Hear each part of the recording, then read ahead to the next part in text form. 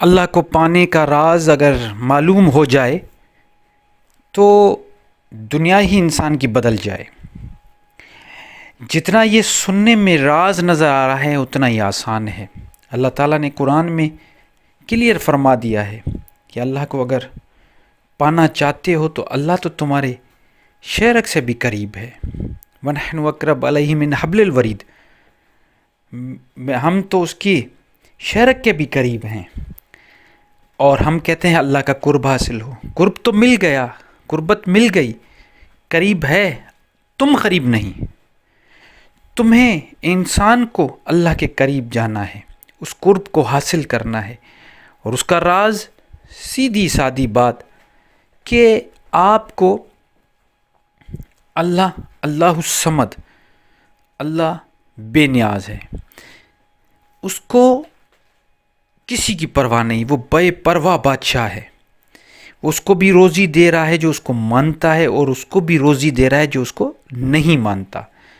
اور بہت جگہ تو یہ بھی دیکھا گیا کہ جو اس کو نہیں مانتا، گالیاں دیتا ہے، بہت برا بھلا کہتا ہے، اس کو اس سے زیادہ روزی دیتا ہے جو اس سے محبت کر رہا ہے۔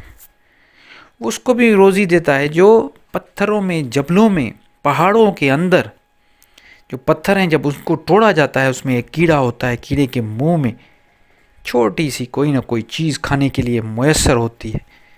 اب سوچیں وہ کتنا وہ قادر ہے، قدیر ہے، اور ہم اس کو پا نہ سکے۔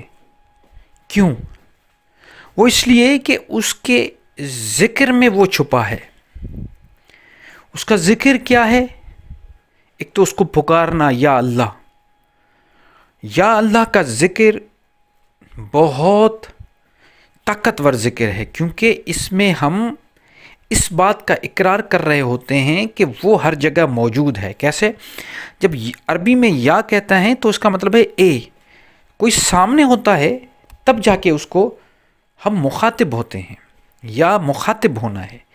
یا اللہ جب صدا ہوتی ہے، یہ ایک صدا ہے، تو یا اللہ کی صدا کے ذکر کے ساتھ جب ہم صدا دیتے ہیں تو وہ صدا تب دی جائے۔ دیکھیں یہ سمجھنے کی بات ہے کہ وہ جو صدا ہے وہ کیسے دی جائے۔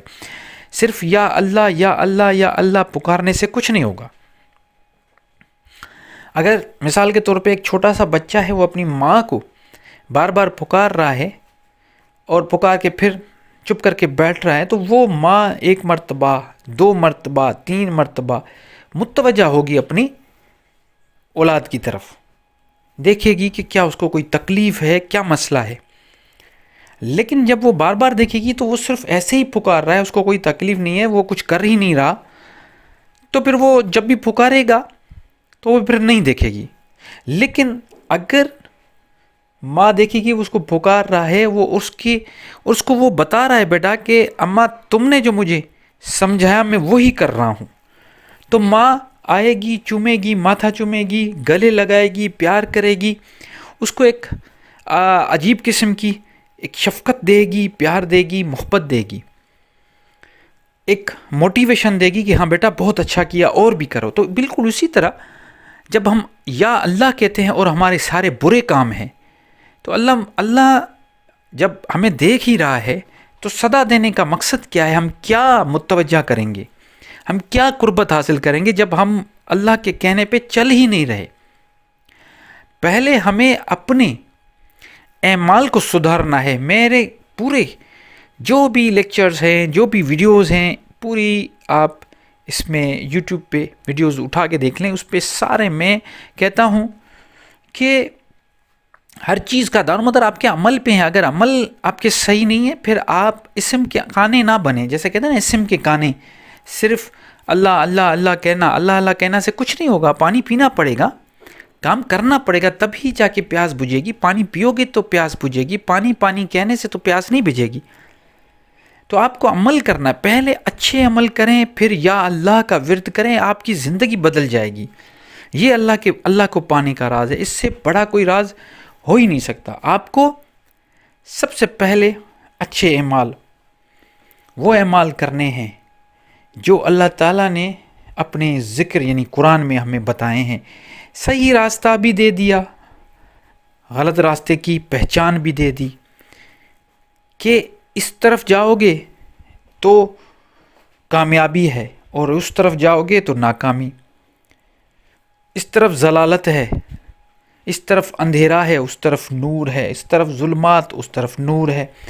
تو یہ ہمیں بتایا گیا ہے پہلے سے ہی، ہمیں ہر چیز دکھائی گئی، سمجھائی گئی، بتائی گئی، اور اس کے بعد ہم اس پہ چلتے نہیں اور ورد کر رہے ہیں، ہم اس کو فالو کرتے نہیں، اور ہم کیا کرتے ہیں کہ ہم یہ ایکسپیکٹ کر دیتے ہیں کہ اللہ تعالیٰ کو ہم پکاریں گے، اللہ تعالیٰ ہماری سنے گا، پھر ہمارے معاملات ہوں گے۔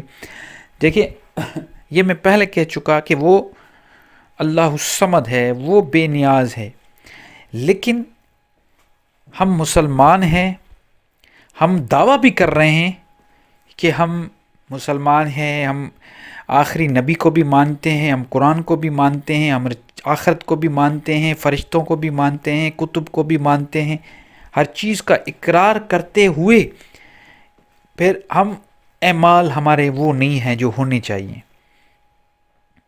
تو پہلے ہمیں اپنے اعمال کو دیکھنا پڑے گا، اپنے اعمال ٹھیک کریں۔